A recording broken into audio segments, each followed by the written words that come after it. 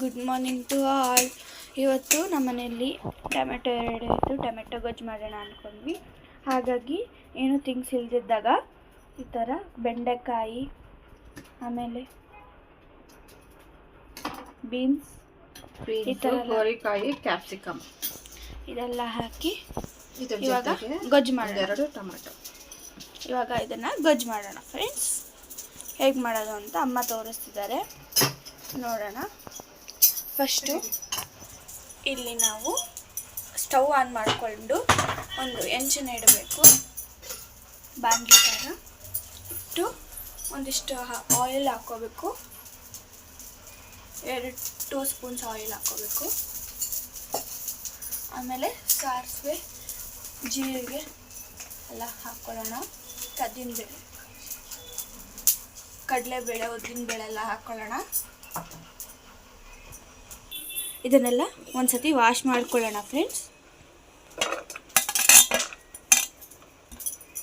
ಇವಾಗ ಇದನ್ನೆಲ್ಲ ವಾಶ್ ಮಾಡ್ಕೊಳ್ಳೋಣ ಫ್ರೆಂಡ್ಸ್. ಚೆನ್ನಾಗಿ ತೊಳ್ಕೋಬೇಕು.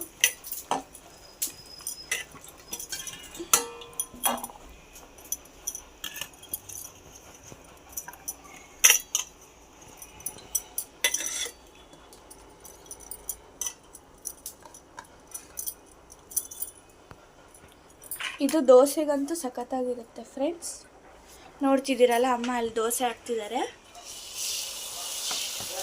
ದೋಸೆಗಂತೂ ಇದು ಸೂಪರಾಗಿರುತ್ತೆ. ಇವತ್ತು ನಮ್ಮ ಮನೇಲಿ ತಿಂಡಿ ಅದೇ, ದೋಸೆ ಮತ್ತು ಟೊಮೆಟೊ ಗೊಜ್ಜು. ಇವಾಗ ಈ ಸಾಸಿವೆ ಚಟಪಟ ಅನ್ನಬೇಕು. ಆಮೇಲೆ ಜೀರಿಗೆ ಹಾಕೋಣ. ಇಲ್ಲಿ ನೋಡ್ತಿದ್ದೀರಲ್ಲ ಫ್ರೆಂಡ್ಸ್, ಚಟ್ಪಟ ಅಂತ ಇದೆ. ಇವಾಗ ಜೀರಿಗೆ ಹಾಕ್ಕೊಳ್ಳೋಣ. ನೋಡಿ ಫ್ರೆಂಡ್ಸ್, ಇವಾಗ ಜೀರಿಗೆ ಹಾಕ್ಕೊಂಡ್ವಿ. ಕಡಲೆಬೇಳೆ ಮತ್ತು ಉದ್ದಿನಬೇಳೆ ಹಾಕ್ಕೊಳ್ಳೋಣ ಫ್ರೆಂಡ್ಸ್. ಇದಾಗಿದ ತಕ್ಷಣ ಕ್ಯಾಪ್ಸಿಕಮ್ ಹಾಕ್ಕೊಂಡ್ಬಿಡೋಣ ಫ್ರೆಂಡ್ಸ್. ಕ್ಯಾಪ್ಸಿಕಮ್ಮು ಮತ್ತು ಬೀನ್ಸು, ಗೋರಿಕಾಯಿ, ಕ್ಯಾಪ್ಸಿಕಮ್ಮು ಇವಾಗ ಇದಕ್ಕೆ ಹಾಕ್ಕೊಂಡಿದ್ದೀವಿ. ಸೊ ನೀಟಾಗಿ ಫ್ರೈ ಮಾಡ್ಕೊಳ್ಳೋಣ ಫ್ರೆಂಡ್ಸ್. ಈ ಥರ ಬರಬೇಕು ನೀಟಾಗಿ. ಆಮೇಲೆ ಒಂದು 10 ಮಿನಿಟ್ಸ್ ಈ ಥರ ಕ್ಲೋಸ್ ಮಾಡಿ ಇಟ್ಕೊಳ್ಳಿ. ಇವಾಗ ಟೊಮೆಟೊ ನೀಟಾಗಿ ಈ ಥರ ಚಿಕ್ಕ ಚಿಕ್ಕ ಪೀಸಾಗಿ ಹಚ್ಕೊಳ್ಳೋಣ ಫ್ರೆಂಡ್ಸ್. ಕೈ ತೋರಿಸಿ. ಸೊ ಫ್ರೆಂಡ್ಸ್, ನೋಡ್ತಿದ್ದೀರಲ್ಲ, ಇವಾಗ ಇದು ಬಂದಿದೆ. ಇವಾಗ ನೆಕ್ಸ್ಟ್ ಟೊಮೆಟೊ ಹಾಕ್ಕೊಳ್ಳೋಣ. ಈಗ ಒಂದ್ಸತಿ ಈಗ ಇದನ್ನು ಹಾಕೋಣ. ಟೊಮೆಟೊ ಹಾಕಿ ಒಂದು 5 ನಿಮಿಷ ಬೇಯಿಸ್ಕೊಬೇಕು.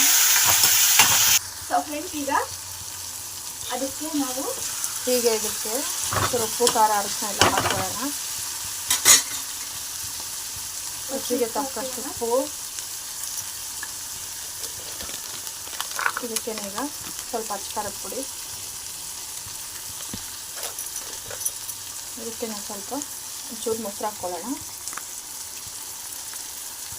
ನಾವೇನು ತಿರುವಾಗ್ತಿಲ್ಲಲ್ಲ, ಹಾಗಾಗಿ ಮೊಸರು ಹಾಕ್ತಾ ಇರೋದು. ಈಗ ಇದಕ್ಕೆ ಒಂದು ಸ್ಪೂನು ಹುಳಿ ಪುಡಿ ಸಹ ಹಾಕ್ಕೊಂಡು,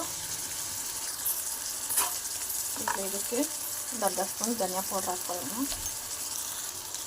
ಇದಕ್ಕೆ ಸ್ವಲ್ಪ ಹಿಂಗು ಹಾಕ್ಕೊಳ್ಳೋಣ. ಈಗ ಇದನ್ನೆಲ್ಲ ಒಂದ್ಸಲ ಮಿಕ್ಸ್ ಮಾಡ್ಕೊಳ್ಳೋಣ.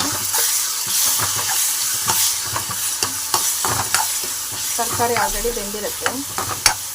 ಹಂಗೆ ಸ್ವಲ್ಪ ಕರಿಬೇವು ಹಾಕ್ಕೊಳ್ಳೋಣ. ಇವಾಗ ನೀಟಾಗಿ ಮಿಕ್ಸ್ ಮಾಡ್ಕೊಂಡ್ಬಿಡೋಣ.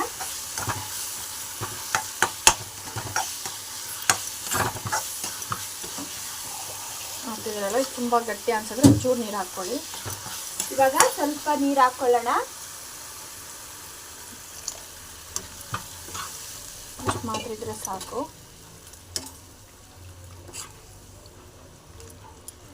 ಇನ್ನೊಂದು 2 ನಿಮಿಷ ಬಿಟ್ಟು ಕುದಿಸ್ಕೊಂಡು ಆಮೇಲೆ ಸರ್ವ್ ಮಾಡ್ಕೊಳ್ಳೋಣ. ಬಿಸಿ ಬಿಸಿಯಾದ ಮಾರ್ನಿಂಗು ದಿಢೀರಂತ ಆಗುವಂಥ ರೆಸಿಪಿ ಇದು.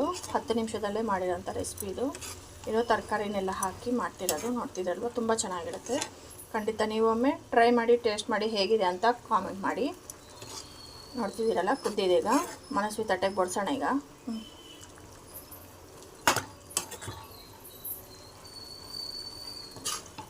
ಸೊ ದೋಸೆ ಜೊತೆಗಂತೂ ತುಂಬ ಸಖತ್ತಾಗಿರುತ್ತೆ ಫ್ರೆಂಡ್ಸ್.